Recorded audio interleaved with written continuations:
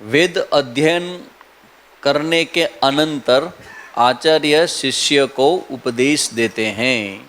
મને લાગે છે કે અત્યારના એજ્યુકેશન સિસ્ટમની અંદર આ બધા જ મુદ્દાઓને વણી અને કોર્સ બનાવવા જેવો છે જે વિદ્યાર્થીઓને ભણાવવા માટે હોય, જેમાં આચાર્ય શિષ્યને અમુક પ્રકારની આજ્ઞા કરે છે. આ કેટલા સમય પહેલાંની વાત હશે આવી આજ્ઞા આપી હશે ને? હે, કેટલા વર્ષ પહેલાંની વાત?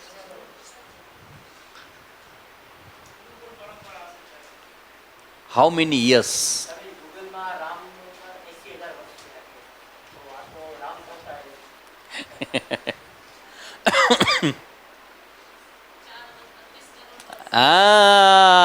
Very good, that what I mean. 4,32,000 crore કલયુગના હોય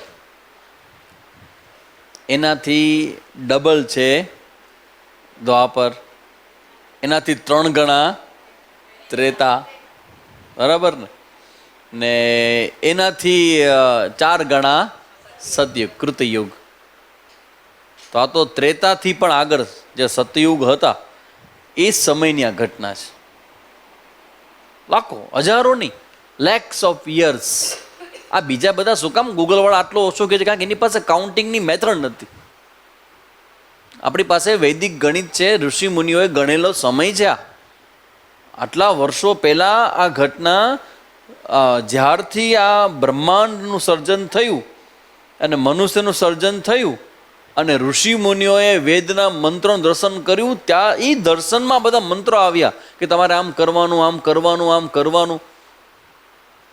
આ માતૃદેવો ભવ, પિતૃદેવો ભવ. રાતના તમે આવો 9:30 વાગે, હું છોકરાનું શું શીખડાવું છું? બેન, પ્રણામ કરે તમારો છોકરો તમને? દરરોજ, એવરી ડે 25-30 છોકરાઓ આવે છે, બધાને પાકું કરાવ્યું છે કે મંદિરે રોજ જવાનું, જે શ્લોક શીખડાવું બધા મંદિરમાં એક એક દેવતા પાસે મોટે મોટેથી બોલવાના, એટલે બધાને ખબર પડે આ સંસ્કાર જીવે છે, જે આ સંસ્કૃતિ મરી નથી, મૃતપ્રાય જરૂર છે, જીવે છે. અને જેટલા છોકરાઓ આવે છે એ બધાનો નિયમ લેવડાવ્યો છે કે માતા પિતાને પ્રણામ કરવા ને કરવા. વિષ્ણુને ઓલો અમારો આ સામેવાળો બ્રાઝિલ જતા હતા દર્શન, કે હાલી કે સ્વામીજીને કેવી દર્શન કરાવે, પછી મને કહી જાય દર્શન કરી આવ્યા છે મંદિરે. એના પપ્પા કે સ્વામીજી આ મારું નથી માનતો, તમારું જ માને છે. કારણ કે છોકરાને ખબર પડે કે સ્વામીજીનો પ્રેમ કંઈક બીજા કરતાં જુદો છે.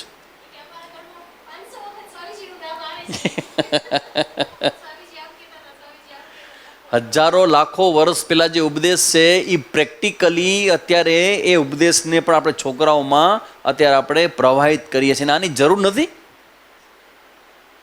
વૃદ્ધાશ્રમો એટલે આપણા સમાજ ઉપરની થપ્પડ.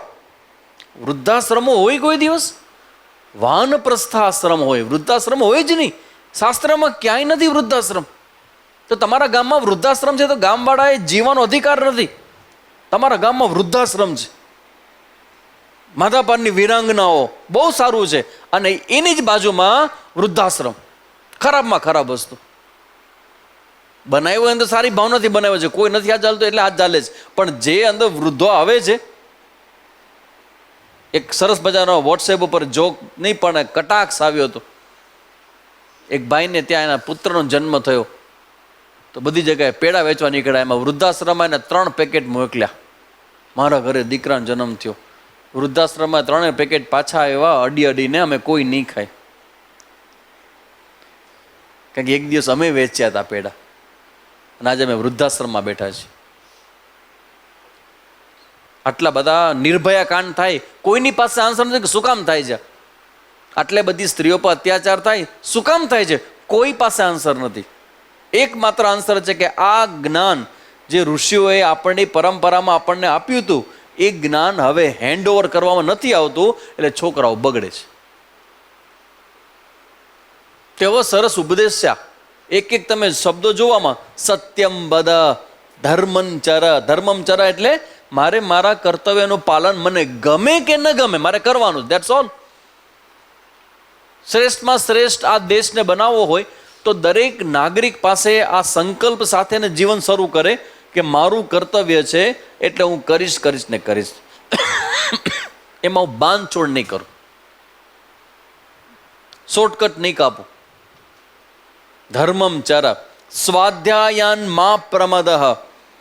સ્વાધ્યાય કરવામાં, મારું પોતાનું ચિંતન કરવામાં, મારી પોતાની ભૂલ ગોતવામાં, કા હું ગોતું કા મને કોઈ હેલ્પ કરે, આઈ વિલ ડુ ઇટ, હું કરીશ. સ્વાધ્યાયાન મા પ્રમદઃ આચાર્યાય પ્રિયમ ધનમારુત્ય. મારા ગુરુ માટે, એટલે ગુરુજી કહે છે, કોને કહે છે, ક્યારે કહે છે? ભણવાનું પૂરું થઈ જાય એટલે શિષ્ય સંસારમાં પાછો જાય અને ત્યાં જઈને શું કરશે? શિષ્ય સંસારમાં જઈને જોબ ગોતશે. જોબ મળી જાય અને હજી લગ્ન નથી થયા હોય, એ પેલાની ઘટના છે, પછી ગુરુજી ન બોલે. ઘટના વચ્ચેની જ છે કે જ્યાં ગુરુજીનો લાગો છે. શેનો લાગો છે? તો કે તને ફ્રીમાં ભણાવીએ છીએ, પણ તું ભણીને ગુરુકુળની બહાર જઈશ તો આ ગુરુ કૃપાથી, ઈશ્વર કૃપાથી તને તારા લાયક તારું ધન કમાવા માટેની જે સાધન છે એ તને મળશે. પછી શું કરવું? એ મળે પછી તો કે ખાતામાં સીધા ભેગા નહીં કરવા દેવાના, તો શું કરવાનું? ધનમારુત્ય. ગુરુ પાસે એ ધન આપવું શેના માટે? તો કે ગુરુની જે પ્રવૃત્તિ ચાલતી હોય એમાં હેલ્પ કરવા માટે. ત્યારથી આપણે શીખડાવે છે કે છોકરાના ખિસ્સામાં 5, 15, 50 રૂપિયા જાય ને તો એની અંદર હોવું જોઈએ કે આ રૂપિયા પર મારા એકલાનો અધિકાર નથી. કરોડો રૂપિયા કમાવનારા માણસો ભેગા જ કર્યા કરે, ભેગા જ કર્યા કરે. આ સ્વિસ બેંકની અંદર પૈસાઓ સડી જાય એટલા પૈસાઓ ઢગલા ને ઢગલા બધા ભેગા કરે છે. ખબર નહીં શું શેના માટે કરે છે. નો આઈડિયા એટ ઓલ. હમણાં એક છોકરાનો વિડીયો મેં જોયો, સાવ 11 વર્ષનો છોકરો.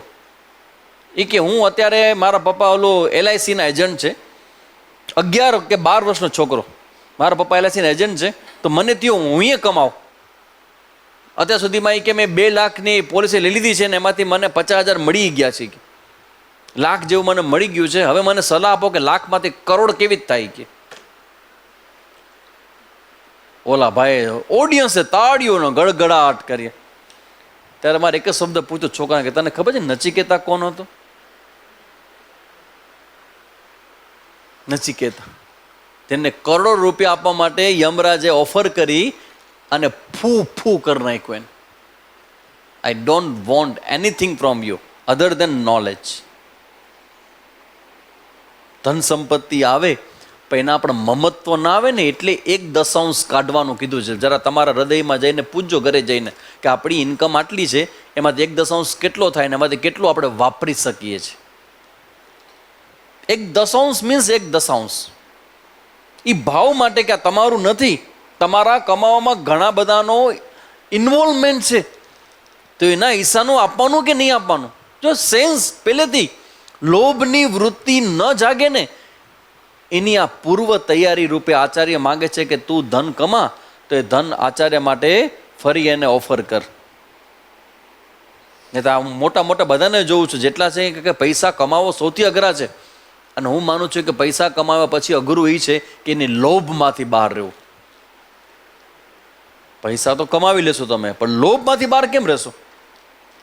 જે દિલ માંગે મોર. એટલે શું થશે? પૈસા જેવા ભેગા થશે ને એટલે એમાંથી ઓછું થવાનું તમને ડાયજેસ્ટ નહીં થાય. પૈસા આવે અને કોકને આપો તો ઓછું થાય કે ન થાય? ઈ ડાયજેસ્ટ, કારણ કે તમારી વૃત્તિ ભેગી કરવામાં જ. એ કે હું ભેગું કરું, જો આટલું કાઢી નાખીશ તો એ પરિવાર ફરીથી કમાવવું પડશે.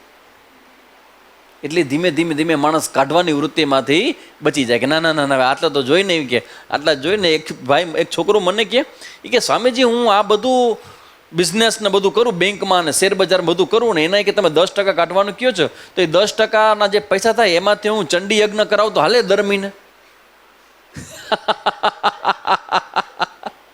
કે ચંડી કરો એટલે પૈસા આવે પાછા. એ કે તમે, એટલે એનું કેમ કે તમને હું ન આપું અને હું ચંડી યજ્ઞ કરું 1/10 જેટલું તમે કહો છો એટલું હું કાઢીશ, એમાંથી હું સરસ મજાનો ચંડી યજ્ઞ દર મહિને કરું. તો તો હાલે કે ના? એ તમે કે 10% ધર્મમાં વાપરવાના. મેં તો મામા એ 10% જે વાપરવાના છે ને એમાંથી એક પણ રૂપિયો લેવાય નહીં પાછો. તમને હજી ખબર નથી કે તમે જ્યારે કોઈ વસ્તુનું ડોનેશન કર્યું હોય ને તેમાંથી પાછું ન કરાય. અમારા જામનગરના સામે જ એકવાર અમારા માતૃશ્રીને ખીજાણા હતા. એમને ભંડારો કર્યો કંઈક.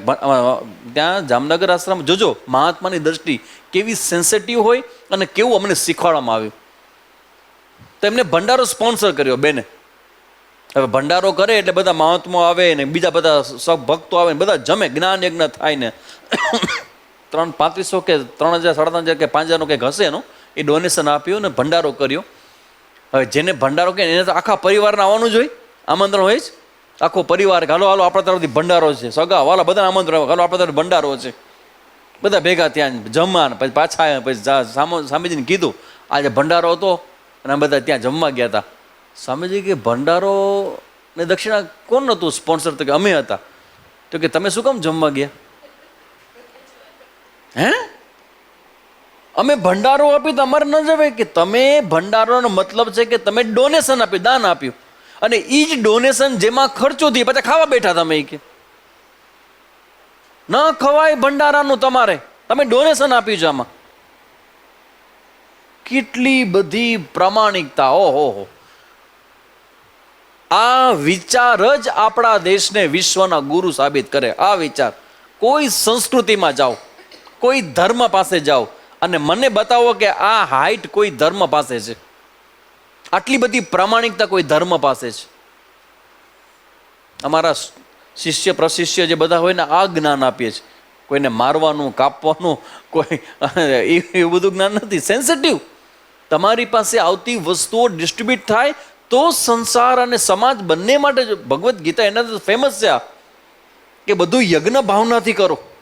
તમારી પાસે આવેલું છે એ દેવની કૃપા છે, ઈશ્વરની કૃપા છે, ગુરુની કૃપા છે, માતા પિતાની કૃપા છે, સમાજની કૃપા છે. બધાને આપો અને પછી જે બચે એમાંથી તમે તમારા ભોગ માટે ભોગવો. તો સામેજી ફાયદો શું થશે? હવે હું તમને પ્રેક્ટિકલી કહી દઉં શું થશે. તમારો અનુભવ તમે મને કહેજો નહીં, તમારા મોઢું જોઈને જ હું કહું છું. તમે આટલા પૈસા કમાવો છો અને આ બધી જગ્યાએ આપતા નથી, તો સમાજની અંદર સૌથી મોટો પ્રોબ્લેમ અત્યારે કયો છે? માનસિક શાંતિ નથી. બધા એજિટેશનમાં જીવે છે. ભય, ચિંતા, વ્યગ્રતા, ગુસ્સો, દ્વેષ. That's a problem. દેખાઈ ગયું બધું આ કે આપણે આ નહીં કરીએ તો તમારા જીવનની અંદર કંઈ પૈસાથી સુખ ના આવે, વસ્તુઓથી સુખ ના આવે. હજી વધારે એક મોટું સ્ટેટમેન્ટ કરી દઉં છું, વ્યવસ્થાઓથી સુખ ના આવે, પણ તમારું મન ઠેકાણે હોય ને, એ જો સીધું હશે ને તો સુખ મળશે. અને એ તો એવું છે કે એ સીધું હશે ને તો આ કાંઈ નહીં હોય ને, ખાલી ઝાડ નીચે બેઠા હશો ને તો તમારું દર્શન કરવાની લાઈન લાગી હશે. બાપુ કંઈ ખાતા પીતા નથી, કૌંસમાં કોઈની સામે. ત્યાગ કરો, પણ એ ત્યાગથી બેનિફિટ છે ને એ કદી પૈસાથી ન મળે. ત્યાગથી પણ કંઈક મળે છે. આ ઉપનિષદ આપણને શીખવાડે છે. ગુરુમ ધનમારુત્ય, આચાર્ય માટે કમાય અને એને અર્પણ કરો, અર્પણ કરવાની ભાવના. પછી પ્રજાતંતુ માં વ્યવચ્છેત્સી. ઇમ્બેલેન્સ સોસાયટીમાં અત્યારે છે. અમુકના ધર્મની અંદર છોકરાઓની લાઈન લાગી છે, 10, 12, 15 ક્રિકેટની ટીમ આખી ઊભી કરે, ને અમુક ધર્મના છોકરાઓને એક પણ માંડ મળે. 2 તો બહુ કહેવાય, 2 તો બહુ કહેવાય, એકે માંડ મળે. અને ઉપનિષદનો ઋષિ કહે છે કે તમારી પ્રજા છે એની જે તંતુ છે એ ક્યારે બ્રેકઅપ ન થવો જોઈએ. આનું લોજિક ક્યાં કોઈ પાસે છે? આ તમે એટલે કોણ? તમને ખબર છે તમે કેટલી મોટી પરંપરાની કડી છો? તમે મીન્સ યુ. રાજા રામના સમયથી કે એનાથી પહેલાથી આવતી પરંપરામાં પિતા પુત્ર, પિતા પુત્ર, પિતા પુત્ર એમ કરતા કરતા કરતા કરતા તમારા સુધી પહોંચ્યા. અને તમારા પછી જો સંતાન ન હોય તો એ કેવડી મોટી પરંપરાને અમરનો તાળો. ઓવર. કારણ કે જેમ જેમ પરંપરા આગળ વધે ને એમ ગુણ આગળ વધે. એ બધા ગુણો ઉપર તાળું લાગી જાય. ઋષિ કહે છે કે પ્રજાતંતુ માં વ્યવચ્છેદ સિંહ, પ્રજા થવી જોઈએ. વેદાંતનું દર્શન કરાવનાર જે મંત્રો છે એવા જ મંત્રો અહીંયા આપેલા છે. શિષ્યને ગુરુ કે તું પાછો જા, ધન કમા, પત્ની કર, પુત્ર કર અને પરંપરાનું વહન કર. આ બધું તું કરીશ તો તને શું મળશે? ભગવાન. That's all. તને ભગવાન મળશે. પછી ધર્માન ન પ્રમદિતવ્યમ, ધર્મ કાર્યમાં ક્યારે પ્રમાદ. આ લોકો જે લઈને આવ્યા છે ધર્મ કાર્ય છે. ધર્મ મતલબ છે વ્યક્તિગત નહીં, સમષ્ટિ, ફોર ઓલ સોસાયટી, સમગ્ર સમાજ માટે. સમાજ માટે તમે મંદિર કરો, હોસ્પિટલ કરો, સ્કૂલ બંધાવો. આ બધું શેમાં આવે? ધર્મ કાર્ય. એમાં કદી પ્રમાદ ન કરવો. હવે બધું ભગવાનની કૃપાથી બધું જે ઘેર બેઠા બધું મળી ગયું. હવે કોણ રવિવારે હેરાન થાય? બાપુ પાસે જવું ને પત્રિકાઓ છપાવી ને જમણવાર કરવા ને છાપામાં દેવું ને કોણ માથાકૂટ કરે? ન ચાલે. ઉત્સવ પ્રિયા એટલા માટે છીએ કે આપણી આ ફરજ છે. ને ફરજનો મતલબ છે તમારી પસંદગી નથી. Not your choice, you have to. કર્તવ્ય. ધર્માન ન પ્રમદિતવ્યમ, કુશલાન ન પ્રમદિતવ્યમ. કુશલાનો અર્થ શું કર્યો હતો લાસ્ટ ટાઈમ? ટિપિકલ અર્થ. હા, ભૌતિક. તમારે તમારી વ્યવસ્થા શક્તિને વધારવી. કુશલાન ન પ્રમદિતવ્યમ. ભૌતિક સમૃદ્ધિનો વિકાસ કરો. તમારી જમીન હોય, તમારી જાયદાદ હોય, એ બધા એમાં પ્રમાદી ન થવું. વિસ્તૃત કરો, બહુ વિસ્તૃત કરો. વિસ્તૃત કરીને બીજા માટે બેકગ્રાઉન્ડ આપો કે હવે તારે આનાથી આગળ લઈ જવાનું છે. આપણે ક્યારે આપણી ભૌતિક સંપત્તિને નીચી નજરથી ક્યારે જોતા નથી. આપણે મહાત્મા માટે અલગ છે. પણ ગ્રહસ્થ, મેં કીધું ને, ગ્રહસ્થીના એકાઉન્ટમાં પૈસા ન હોય, તમારા સંપત્તિ ન હોય તો શાસ્ત્રની દ્રષ્ટિએ એ ગ્રહસ્થી બરાબર નથી. સંપત્તિ જ નથી એની પાસે કંઈ. અને સાધુ પાસે સંપત્તિ હોય એ સારું નહીં. એને યુઝ કરી નાખો. આવે, કારણ કે સાધુના જીવનમાં છે કે એને સંપત્તિ આવવાની છે. એટલું મોટું કાર્ય કરે છે તો પ્રકૃતિ આપશે. પ્રકૃતિ આપે ને તો એનું એને યુટિલાઇઝ કરવું જોઈએ. સાચી ને સારી જગ્યાએ એને ઉપયોગ થવો જોઈએ. સમાજના કાર્યમાં, સમાજમાંથી આવેલું, સમાજમાં આ દરેક ધર્મ સંસ્થાઓ માટેનો ઓર્ડર હોવો જોઈએ કે તમારા પાસે જેટલું કંઈ આવે છે, તમારો આશ્રમ ચાલે પણ એક્સેસ આવશે ને આવશે વધારે. શું કરશો એનું? સમાજમાં પાછું આપો. ગરીબ બાળકોને ભણાવો. એવા લોકોને પ્રોત્સાહિત કરો કે જે ખરેખર ધર્મનું કાર્ય કરે છે. એક ધર્મની સંસ્થા કામ કરતી હોય તો એ ધર્મની સંસ્થાએ બીજી સંસ્થાને પણ ડોનેશન આપવું, કારણ કે એ ધર્મનું કામ કરે છે. એટલે ઘણા સંપ્રદાયના હું જોઉં છું કે સંપ્રદાયોની અંદર એટલો બધો પૈસો પણ ક્લિક નથી થતો કે આ પૈસો આ જ સનાતન ધર્મનું કાર્ય કરનારી બીજી સંસ્થા જે સ્ટ્રગલ કરે છે એને આપી દેવામાં આવે તો અંતે તો ધર્મનું જ કાર્ય છે ને, સનાતન ધર્મનું કાર્ય છે ને. તો વિકાસ વિસ્તૃતિ શેનો થવો જોઈએ? સંપ્રદાયનો કે ધર્મનો? ધર્મ મોટો કે સંપ્રદાય મોટો? ક્લિયરિટી નથી આની. ધર્મ મોટો કે સંપ્રદાય મોટો? ધર્મ મોટો. કારણ કે ધર્મમાંથી સંપ્રદાય આવ્યો છે. તો ધર્મનું પોષણ નહીં કરવાનું તો કે અમે ધર્મનું એક શાખા છે ને એટલે અમારું પોષણ અમે કરીએ, ધર્મનું પોષણ થઈ ગયું. લોજિક, તર્ક. કેટલી બધી ઊંડાણ, કેટલું બધું ડેપ્થ, કેટલી બધી ક્લિયરિટી છે ઉપનિષદનું ચિંતન કરાવીએ તો. અને એ ક્યાં ભણાવવામાં આવે છે? આ જેટલા બેઠા છે બધાને પૂછું કે જય મને જવાબ તો આપો કે આ કચ્છની અંદર હું અહીં બેઠો છું આટલા વર્ષથી, આવી જગા ગોતી આપણે કચ્છની અંદર કે જ્યાં ઉપનિષદ ભણાવવામાં આવતું. ઉપનિષદ ભણાવવામાં આવતું હોય. આ વેદ, સીધું વેદ છે. ઉપનિષદ ઉપરના પ્રવચનો અલગ વસ્તુ છે અને ઉપનિષદ ભણાવવું એટલે જુઓ તમે બધાને આમ કેવડા મોટા છે. ડૉક્ટર તિલક છે અમારા, એ બહુ મોટા આયુર્વેદ આચાર્ય છે. નોટ પેન લઈને બેઠા છે. એના હાથમાં નોટ પેન છે, બધા પાસે નોટ પેન, ભણે છે બધા. It's education. આ વેદના એક એક શબ્દને ખોલીને સામે રાખવામાં આવે. ધીસ ઇઝ પરંપરા. આ વેદ જે ટક્યો છે ને, વેદનું જ્ઞાન, બસ આ પરંપરાના કારણે. ધીસ ઇઝ પરંપરા. તો એ ધર્મનો પ્રચાર પ્રસાર થવો જોઈએ. હવે એવું કેવી રીતે થશે? ભૂત્યેય ન પ્રમદિતવ્યમ. ભૂત્ય એટલે ઐશ્વર્ય. ઐશ્વર્ય એટલે તમારા જીવનની અંદર તમારી પાસે આસપાસ જેટલું પણ કંઈ છે એ બધાનો અપગ્રેડ થતા જ રહેવું જોઈએ. જેમ તમારા મોબાઈલમાં અપગ્રેડ આવે ને, અપગ્રેડ કરો હવે વોટ્સએપને, નહીં તો બંધ થઈ જશે અમુક સિસ્ટમ. એમ તમારી પાસે આવનારી બધી વ્યવસ્થાઓ અપગ્રેડ થવી જોઈએ. ભૂત્યેય ન પ્રમદિતવ્યમ. શાસ્ત્રો છે એમ કે તમારી પાસે જે ભૌતિક સમૃદ્ધિ છે એનો વિકાસ થવો જોઈએ. એ કોને? જે શિષ્ય આગળ જઈને ગ્રહસ્થી બનવાનો છે એના માટેનો ઉપદેશ છે. એટલે ઉપદેશ હંમેશા અધિકારી જોઈને કરવામાં આવે. કયો અધિકારી છે એ પ્રકારનો ઉપદેશ, એ આપણી પરંપરાની વિશેષતા છે. પછી સ્વાધ્યાય પ્રવચનાભ્યામ ન પ્રમદિતવ્યમ. શાસ્ત્રનું જ્ઞાન લઈને બેસી જાઉં તો શું બનીએ? વાહ, કમસે કમ તમને ખબર તો છે. ખાઈને બેસી જવાય? આટલો જ પ્રશ્ન છે, પછી હું કાંઈ નહીં બોલું. ખાઈને બેસી જવાય? આવડો મોટો પ્રોગ્રામ કરે અહીંયા હશે ને કાઉન્ટર. કાઉન્ટર એટલે લેવા માટે નહીં, પણ અમે ઘણાને દેવાની ભાવના છે તો એની વ્યવસ્થા છે. લેવા માટે કંઈ થોડો કે દુકાન ખોલી છે અમે, પણ આ તો ઘણાને એમ થાય કે અમે સમાજનું ખાઈએ તો અમારે ગીવ ઇટ બેક, પાછું દેવું જોઈએ. એમને એમ ના આવે, કોઈના ઘરે એમને એમ ન ખાયા આવે.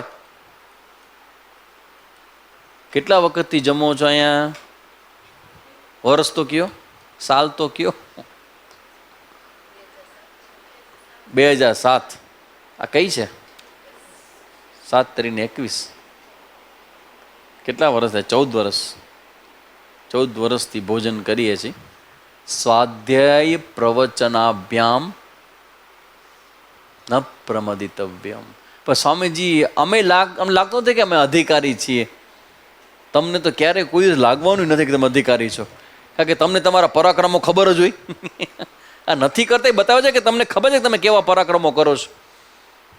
તમે પોતાને ક્વોલિફાઈડ નથી માનતા, પણ કમસે કમ તમે ધર્મને તો ક્વોલિફાઈડ છો કે નહીં?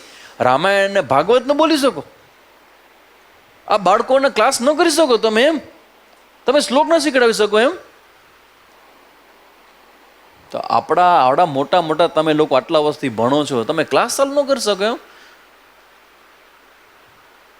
Not logical. તમે કહેતા કે અમે ન કરી શકીએ, તો હું તમને ચોખ્ખું કહીશ કે તમારી અંદર ભાવના નથી આ કરવાની. That's all. ભાઈ, દાન કરવું કોને કહેવાય? અચ્છા, દાન કેટલાનું કરવાનું હોય? 1 લાખ રૂપિયા આપે દાન કહેવાય કે નહીં? સમાજને કહેવાય. અને 10 રૂપિયા આપે એને શું કહેવાય? દાન કહેવાય કે નહીં? તો દાનની વાત છે. લાખ કે 10 રૂપિયાની વાત કરી ગઈ. તમારા લેવલથી તમે જ્યાં છો, જેટલું કરી શકો છો એમાંથી શું કર્યું તમે? તો આપણે એમ માને કે સ્વામીજી અમે વેઇટ કરીએ છીએ કે બ્રહ્મસૂત્ર પૂરું થાય ને પછી કે આપણે ક્લાસ ખોલવા, તમારા હાથે જ ઓપનિંગ કરાવવું છે. ના હાલે.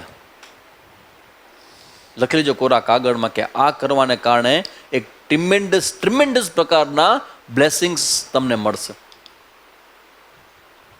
ઘણી વખત આપણા પ્રશ્નો આપણે સોલ્વ ન કરી શકીએ તો એટલું યાદ રાખવું કે બીજાનું અનુકૂળ તમે થશો ને તો પ્રકૃતિ તમારા પ્રોબ્લેમ સોલ્વ કરી દેશે, જે તમે નહીં કરી શકો.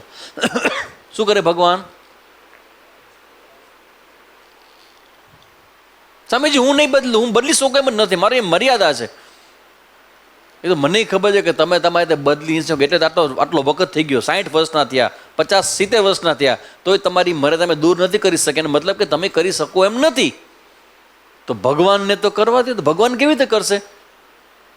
તમે ભગવત કાર્યમાં પોતાની જાતનું કોન્ટ્રીબ્યુશન કરો અને ભગવાન તમારા પ્રોબ્લેમ દૂર કરશે. સ્વામીજી અમે તો બધા ગ્રહસ્થી છીએ, તો ખાવાનું બંધ કરી નાખો.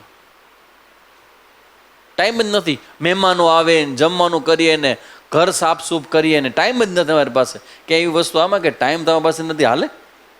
આ કર્તવ્ય છે, હાલે જ નહીં. આ કર્તવ્યમાં હેલ્થ જેમ શબ્દ છે ને આમાં ભૂત્ય, એ ભૂત્યમાં ઇવન અહીંયા સુધી આવે કુશલનના ભૂત્યમાં તમારું શારીરિક સ્વાસ્થ્ય માટે પણ આ બેન જેમ ટાઈમ કાઢે છે ને એમ ટાઈમ. સ્વામીજી મારી પાસે વોકિંગ કરવાનો ટાઈમ નથી. કોલેસ્ટ્રોલ કેટલું સાહેબ આપનું? 360. દવા લ્યો છો? હા હા લઈ છે ને. તો વોકિંગ કરો છો? એ ટાઈમ નથી. મહેશભાઈ ટાઈમ નીકળે કે કાઢવો પડે?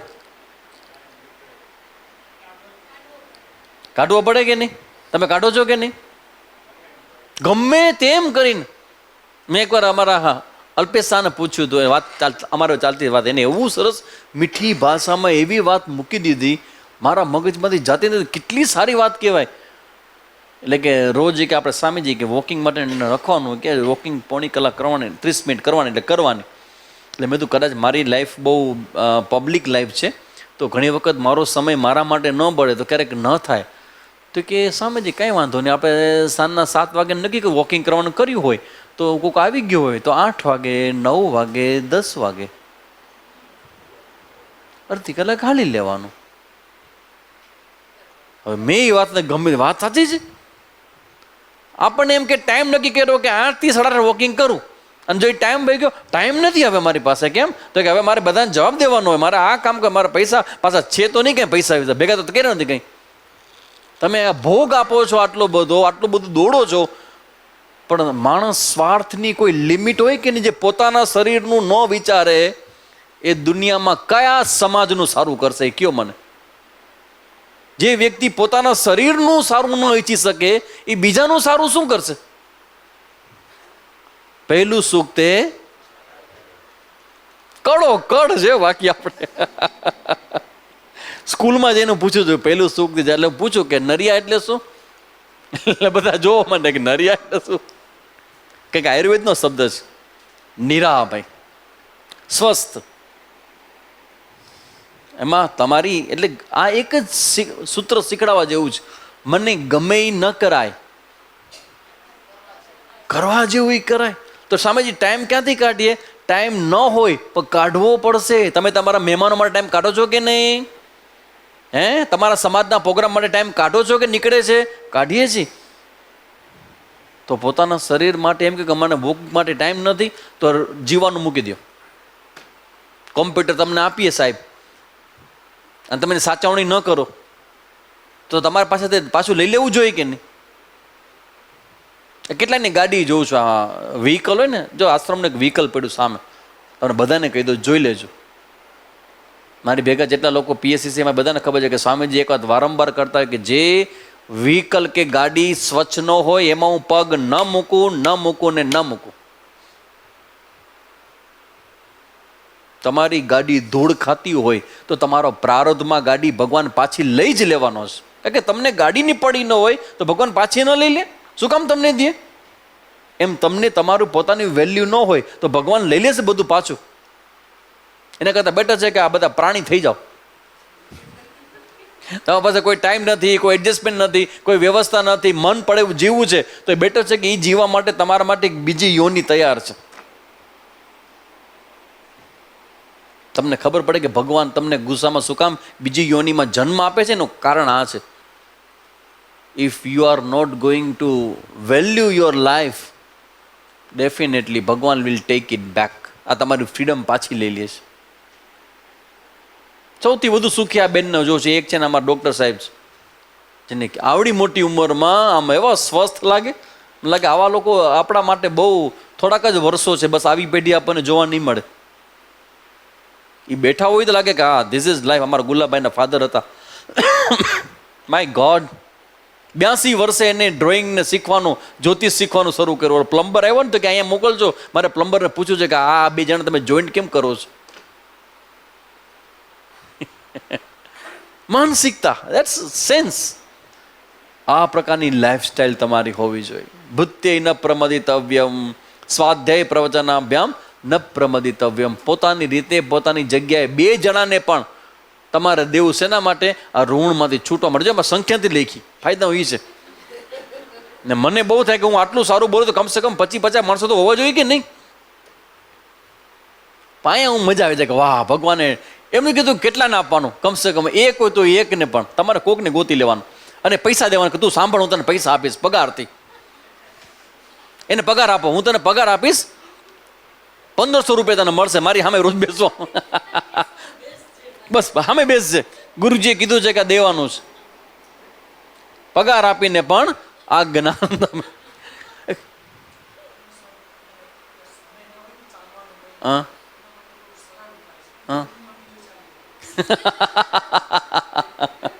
જેને ચાલવાનો સમય ન હોય એની બદલી બીજો ચાલી આવે એમ પૈસા દઈને પોતાની સાથે રાખવું. ઉપાય બધા છે અમારી પાસે. મેં કીધું કે સાહેબ આમાં આઈસ્ક્રીમ ખવાય? તો કે ખવાય નહીં, કે ગરમ કરીને ખાજો. ગરમ કરીને આઈસ્ક્રીમ ખવાય? કાંઈ એમ કહેશે કે આઈસ્ક્રીમ ધોઈને ખાજો, વાંધો નથી. તો કહેવાનો મતલબ છે અહીંયા આપણા ઋષિ છે એ ઋષિ હંમેશા એક વડીલ તરીકે આપણા જીવનમાં છે. ઘરના મોભી જેને કહેવાય, એ હંમેશા તમારું હિત ઈચ્છતા હોય. તમે જ્યાં ભૂલ કરતા હો, ખોટું કરતા હો, પણ તમને એમ હોય કે ભાઈ મને તો બધું આવડે ને હું કોઈને પૂછું શું કામ? મને ઘણી વાર એવું અંદરથી આમ પુણ્ય પ્રકોપ જાગે. આ જેટલા મોટા બેટા બધાને પૂછું, તમે તમારા છોકરાઓને ધમકાવો છો કે નહીં? એની ભૂલ કાઢો છો કે નહીં? 110% કાઢો છો, કારણ કે તમને ખબર છે આમ ન કરાય. અને હવે હું પૂછું, શું તમારી ભૂલ ન થાય? તો તમારી ભૂલ કોને કાઢવાની? હે? છોકરાઓ તો બિચારા નહીં, એની તાકાત છે, એની હિંમત છે, તમારી સામે ઊભા રહીએ. તો મને ગમે કે એટલું મેચ્યોર વાતાવરણ ઘરની અંદર હોય કે બંને એકબીજા સાથે બેસે અને બંને એકબીજાને સમજે અને બંને જેટલું છૂટી શકે એટલું જ છોડે. કારણ કે છોડવાથી શાંતિ થશે. બેમાંથી એકે છોડવું પડશે. સંતાનો માટે એક ઓર્ડર એ છે કે એ ક્યારેય પોતાની મર્યાદા ના છોડે. મેં ક્યારેય છોડી નથી, મર્યાદા ના છોડે. મેસેજ આપવાનો છે એ વાત સાચી, પણ તમારી મર્યાદામાં રહીને. ઘણી વખત શિષ્ય ને ગુરુની સામે થવાનું થાય. ઘણી વખત શું સ્વામીજી અમે તો રોજ થઈએ છીએ. અમારા ગુરુજી સાવ ભોળા બિચારાને કાંઈ ખબર ન પડે, બધા આવીને એનું કરી જાય, કાંઈ ખબર ન પડે. એટલે ધમકા, ક્યારેક ગુરુજીને કોઈ ન હોય તો ધમકાવી નાખે. ગુરુજી કોઈને કહેવાનો તો છે નહીં. ગુરુજી છે એ તો ઢાકે ને, શિષ્ય ન ઢાકે. શિષ્ય તો બા જઈને કહેશે કે આવું આવું કરે છે, આવું બોલે છે. ગુરુ ક્યાં કોઈને જઈને કહેવાના છે? એટલે ધમકાવી નાખે. કંઈ વાંધો નહીં, કહેવાય વાંધો નથી. ગુરુને ખબર પડે કે એની અંદર જ્ઞાન પાકું થયું છે કે નહીં. શિષ્ય આવીને અપમાન કરી જાય, ગુરુને કેટલું થાય? તો એ શેના માટે છે? એ ભગવાનનો પ્રસાદ માને ગુરુજી પણ, કે હા હા હા મારું આ જ્ઞાન પાકું છે કે કાચું એ ચેક કરવા માટે હું જેને આપું છું એમાં જ તે વ્યવસ્થા ગોતી આપી છે. વાહ વાહ વાહ વાહ. ગુરુજી અલગ રીતે જોવે કે ભલે ભલે ભલે પ્રભુ ભલે, હું ધ્યાન રાખીશ, બીજી વખત ધ્યાન રાખીશ, આવી ભૂલ નહીં કરું. I will try my best. પણ એક મર્યાદા હોય, એક લેંગ્વેજની મર્યાદા હોય, એક પ્રેઝન્ટેશનની મર્યાદા હોય. અને ઉપનિષદ તો કહે જ, પણ નરસૈયો કે આપણે આપણા ધર્મો સંભાળવા કર્મનો મર્મ લેવો વિચારી. બસ આ મર્મ, એવું સિક્રેટ ખોલ્યું છે નરસિંહ મહેતાએ. કર્મનું મર્મ. તમારા કર્મ એ માત્ર હાથથી જ કર્મ થાય, પગથી જ થાય, જીભથી થાય. જીભથી કર્મ કેવી રીતે થાય? આ જીભ છે એ જ્ઞાનેન્દ્રિય છે કે કર્મેન્દ્રિય છે? હે? એક જ ઇન્દ્રિય એવી છે કે જે બે કામ કરે છે, જ્ઞાનેન્દ્રિય અને કર્મેન્દ્રિય. તો હું પૂછું છું, જવાબ આપજો. બોલવાથી કર્મ બંધાય? હા, બોલવાથી મેં ક્યાં કઈ કર્યું છે? હું તો ખાલી એને વિશે બોલી છું કે બોલ્યો છું. ની હાજરીમાં ક્યાં બોલ્યો છું? કારણ કે હંમેશા નિંદા ક્યારે કરીએ આપણે? રાત જોઈએ કે જલ્દી જા તો ગાંઠિયા લઈ આવ. એ જાય એટલી વાર છે કે તમને ખબર ઓળખો જ નહીં કે તો કે હું તો એની ગેરહાજરીમાં બોલ્યો છું. કર્મ બંધાય? ત્યાં તકલીફ પડે. આ જો સમજીએ ને આપણે કે મારી જાગૃતિ મારા કર્તવ્યમાં હોય તો એક બાજુ તમે પુણ્ય ભેગા કરો અને બીજી બાજુથી બંધન થાય એવા કર્મ ઊભા કરો છો બોલવાથી. તમે જુઓ વારંવાર એક શબ્દ આવે છે, હું ખોટું ન જો ભૂલતો ન હોઉં તો સત્યમ વદ, પછી આપણા પેલું શાંતિ પાઠ છે ને સન્નો મિત્ર સંવર્ણ, બધી જગ્યાએ તમે જુઓ ત્યાં સત્ય સત્ય સત્ય સત્ય આવ્યા જ કરશે, આવ્યા જ કરશે, આવ્યા જ કરશે. શું કામ? વાય આટલું બધું શું કામ? કારણ કે વાણી એ કર્મનું પ્રતીક છે. એટલે કહેવાય કે આ પરંપરાનો સ્ટુડન્ટ કે વિદ્યાર્થી હોય ને એની વાણી ઉપરની જાગૃતિ અનેક ગણી વધારે હોય બીજા કરતાં. કારણ કે તમારી વાણીથી કર્મ બંધાય છે. જાગૃત રહેવું. અચ્છા, કર્મ વાણીથી કર્મ બંધાય તો વાણીથી સારા કર્મ પણ થાય કે નહીં? સારા કર્મ એટલે શું? કઈ રીતે વાણીથી સારા કર્મ થાય? કોણ કહેશે? હે? હા, આપો છો? જ્ઞાન આપવાથી સારા કર્મ કે આપો છો કે સામેજી હવે શરૂ નથી કર્યું હજી આપણે દુકાને કે. શિવ મહિમના કેટલાને આવડે છે? બીજો શ્લોક કોઈને આવડે છે? દીપકભાઈ જરા.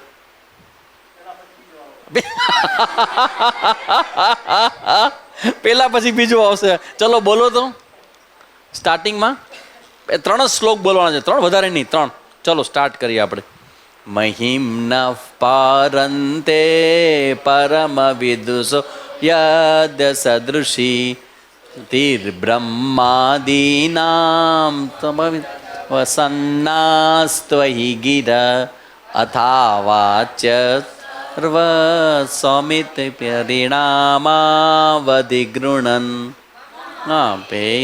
સ્તોત્રે હર નિરપવાદ પરિકર તીતા બ્રહ્મથાનમ તવ ચ મહિમા વાંગ મનસયોર તત્રાવૃત્યાયમ ચકિતમભિધત્તે શ્રુતિરપી સ્તોતવ્ય કતિવિધ ગુણકસ્ય નવચ્ય સ્તોત્રે હર નિરપવાદ પરિકર ઈત પંથાનમ તવ ચ મહિમા માંગ મનસયો. ઈત આવી ગયું. બીજી વાર આ 3 શ્લોકની અંદર એક એવો શબ્દ ઉપયોગ કર્યો છે અમને પુષ્પદંત મહારાજે કે હું ભગવાન તમારી સ્તુતિ ગાવા માટે જઈ રહ્યો છું, પણ સૂર્યને સામે દીવો કરવાથી શું થાય? સૂર્યનું કાંઈ થવાનું નથી, પણ દીવાનું પુણ્ય વધી જશે. હું તમારી સ્તુતિ કરું તો તમને કોઈ ફરક નહીં પડે, તમારામાં કાંઈ વધારો નહીં થાય, પણ મારી વાણી અને મારું હૃદય પવિત્ર થશે. મારી વાણી ને મારું હૃદય પવિત્ર થશે. તો વાણી પવિત્ર કરવા માટે શું કરવું જોઈએ? અનુષ્ઠાન, મંત્રોનું અનુષ્ઠાન, ભગવાનના સ્તોત્ર પઠન, વિષ્ણુ સહસ્ત્ર નામ, કૈવલ્ય ઉપનિષદનો પાઠ, દક્ષિણામૂર્તિ સ્તોત્ર થોડું મોટેથી બોલવું જોઈએ. કારણ કે કર્મ છે ને, તમારી કર્મેન્દ્રિય છે, અને કર્મેન્દ્રિયથી તમે કર્મ કરો તો એ ફળ ઉત્પન્ન કરે જ. તમારા હૃદયને પવિત્ર કરશે. એટલે આ શાસ્ત્ર છે એ આપણને અતિ અતિ અતિ જાગૃતતા આપે છે જીવનની અંદર. જો ભૂલ થાય, અવ્યવસ્થાઓ થાય, પણ એમાંથી આપણે બધાએ શીખવાનું છે અને શીખીને આગળ વધવાનું છે. દેવ પિતૃ કાર્યાભ્યામ ન પ્રમદિતવ્યમ. આ 12મું ને 13મું ને શ્રાદ્ધ ને એ બધું કરાય? હા, શ્રાદ્ધ કરાય? હવે શ્રાદ્ધ તમે કરો તો હવે ક્યાં ખબર છે કે કોને ખાધું? આ બ્રાહ્મણો ખાઈ જાય તો ખબર જ છે, એ ખાઈ જાય. એને જમાડો તમે, એને દક્ષિણા આપો, એને તમે દક્ષિણા આપો, એને કપડાં આપો તો બ્રાહ્મણનું ઘર ભરાય. પણ મારા જે પિતૃ ગયા છે એને મળે?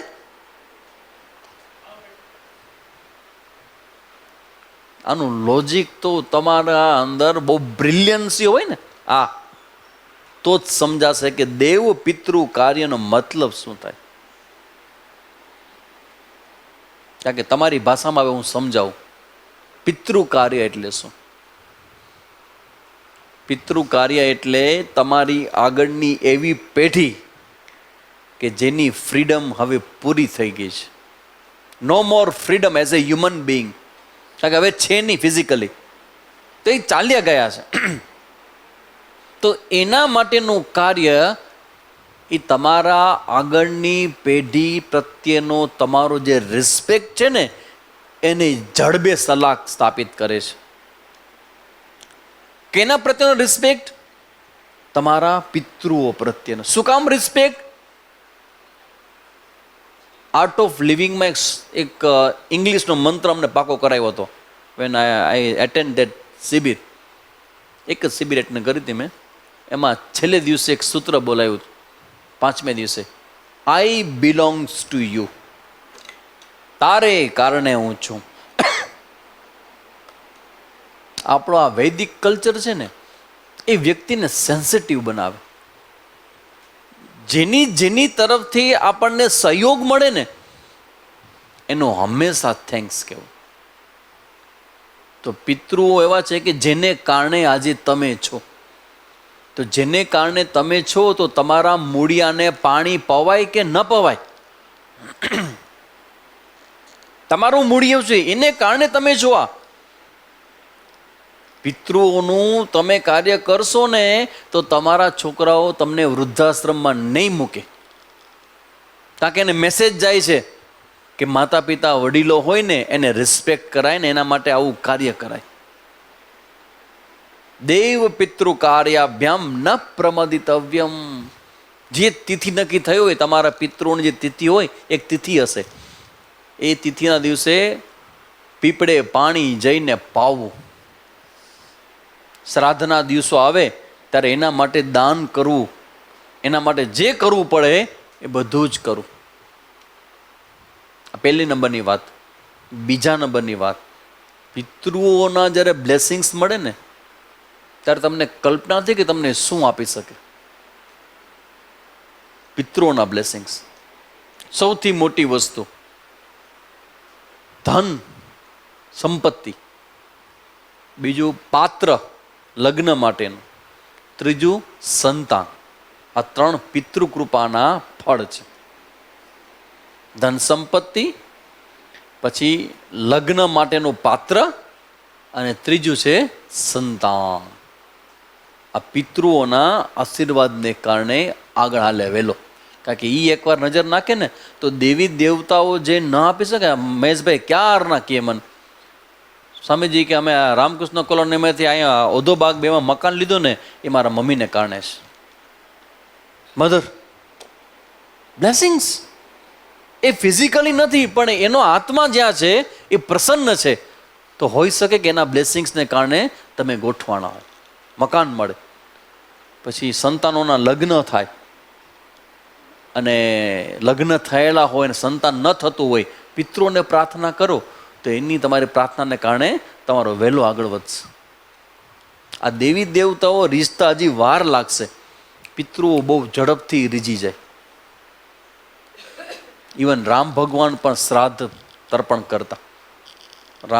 પોતાના પિતાજીનું શરીર છૂટ્યું તરત ભગવાને શ્રાદ્ધ તર્પણ કર્યું. એ બતાવે છે કે ભગવાન રામ કરતા હોય ને એ તો કરવું જ. કૃષ્ણ જેમ કહે ને એમ કરું, અને રામ જેમ કરે ને એમ કરવું.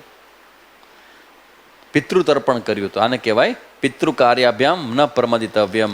પછી માતૃદેવો ભવ, પિતૃદેવો ભવ, આચાર્ય દેવો ભવ, અતિથિ દેવો ભવ. 5 પ્રકારના, એક માતા, પિતા, આચાર્ય, અતિથિ, 4 પ્રકારના દેવતાને પ્રણામ કર્યા છે, જેની ચર્ચા આપણે નેક્સ્ટ સન્ડેના કરશું.